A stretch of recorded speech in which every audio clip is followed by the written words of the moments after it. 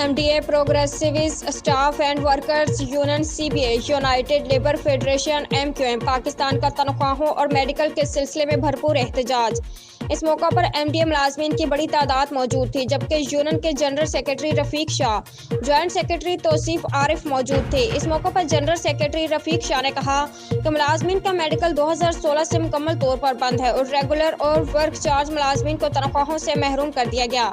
हुकूमत सिंध के वज़ीर अला सैयद मुराद अली शाह, वज़ीर बल्दियात सैयद नासिर शाह और MDA के डायरेक्टर जनरल नजमुद्दीन सहतू से पुरजोर मुतालबा करते हैं कि फौरी तौर पर वर्क चार्ज मुलाजमीन और रेगुलर मुलाजमीन की तनख्वाहों और मेडिकल को जल्द अज जल्द बहाल किया जाए, वरना अगर कोई हादसा पेश आया तो उसकी सारी जिम्मेदारी MDA की इंतजामिया पर होगी। मलीड डेवलपमेंट अथॉरिटी के प्रोग्रेस वर्कर यूनियन की CBA कलेक्टिव बार्गेनिंग एजेंट आज इस बात का एहतजाज कर रही है कि मलीड डेवलपमेंट अथॉरिटी के मुलाजमीन को तनख्वाहों से महरूम कर दिया गया है। मलीड डेवलपमेंट अथॉरिटी के मुलाजमीन को मेडिकल से महरूम कर दिया गया है।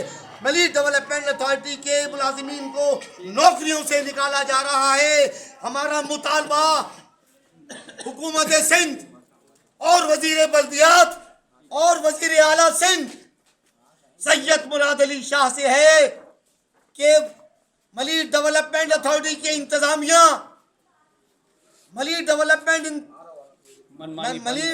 अथॉरिटी के इंतजामिया मनमानी कर रही है, लेकिन हमारी CBA कलेक्टिव बार्गेनिंग एजेंट के साथ बैठकर टेबल टॉक नहीं कर रही है, ना किसी मलीड, क्योंकि वो कानून की खिलाफ वर्जी कर रही है।